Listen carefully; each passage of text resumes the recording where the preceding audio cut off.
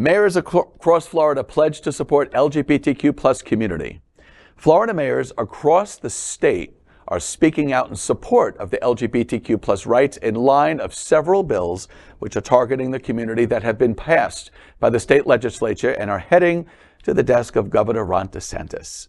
At least 8 mayors from Orlando, Miami Beach, Tampa, Tallahassee, and more have signed the pledge in support of the LGBTQ plus advocacy organization GLSEN or GLSEN in its Rise Up campaign.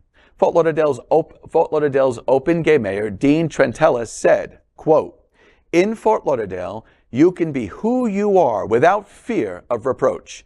Discrimination of any kind, particularly towards our LGBTQ plus children, has no place in any part of our society. Greater Fort Lauderdale boasts one of the highest concentrations of same-sex households in the nation.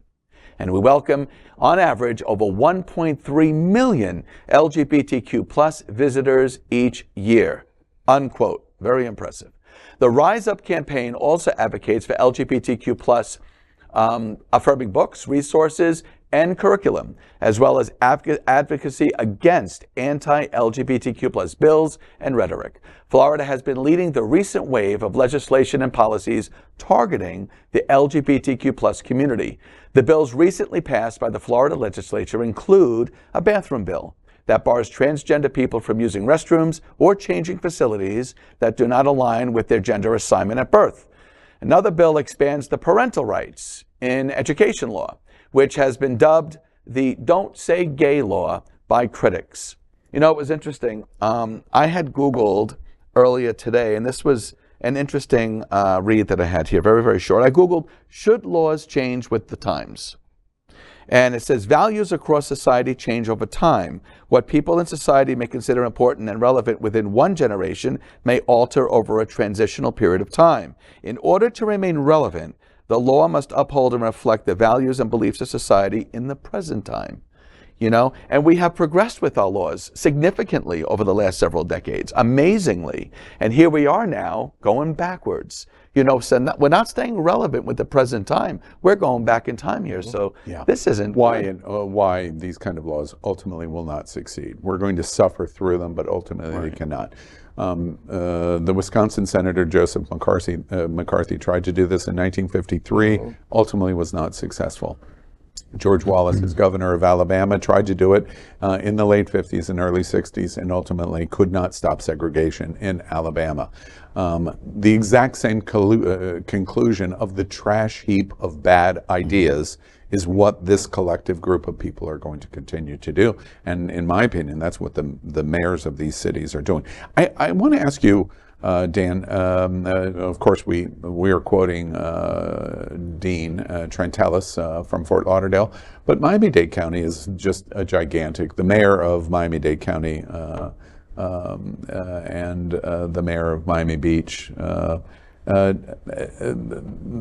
just speak to the leadership of mayors in the two major cities. No, you know, I report to a committee for the city of Miami Beach that advises the commission, and they are already, you know, looking at ways that they can actually stand for the community and support what is being challenged and taken away. But in a way, of course, they have to do it within the framework of what's being positioned in the state. Yep. But at least they're thinking about it. You know, they're already having conversations.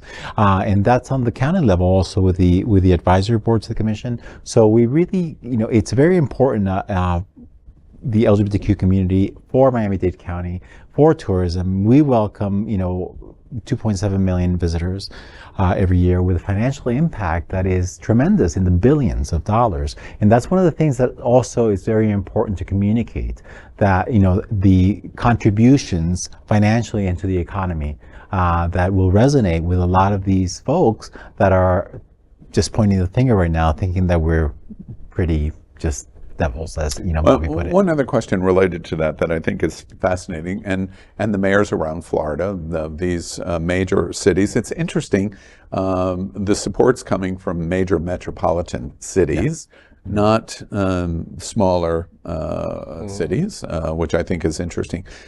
Just address that issue for all of these major metropolitan cities of how important tourism in Florida is to them. it's the number one industry. I mean, it is flat out. There's nothing else compares to it. Tourism is Florida's number one industry, so we need to protect it.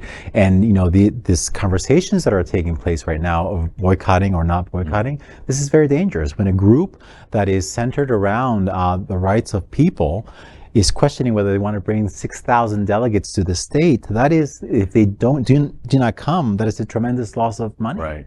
Of to the economy, to our people, to our community. Ripples out to everybody. Yeah, yeah, exactly. Quite significant, and obviously why so many of these major city mayors have taken this stand. Besides, right is right. At the end of it. Al, I just wanted to add real quick. We may be having a little bit of a setback, but I'm a firm believer and for encouragement for the LGBTQ plus community. Yeah. A setback is a setup for a comeback. Yeah. We're going to hold on strong. Yeah, I agree with that. We are Queer News Tonight, the world's first and only live daily LGBTQ plus evening news show from Happening Out Television Network. In the model of PBS and NPR, we educate, inform, and entertain by supporting the 10 pillars of the LGBTQ plus community, with more than 100,000 a week watching on Roku, Apple Television, and other channels. To keep the stories going, we accept donations with 100% transparency. Stay updated and live authentically with Queer News Tonight.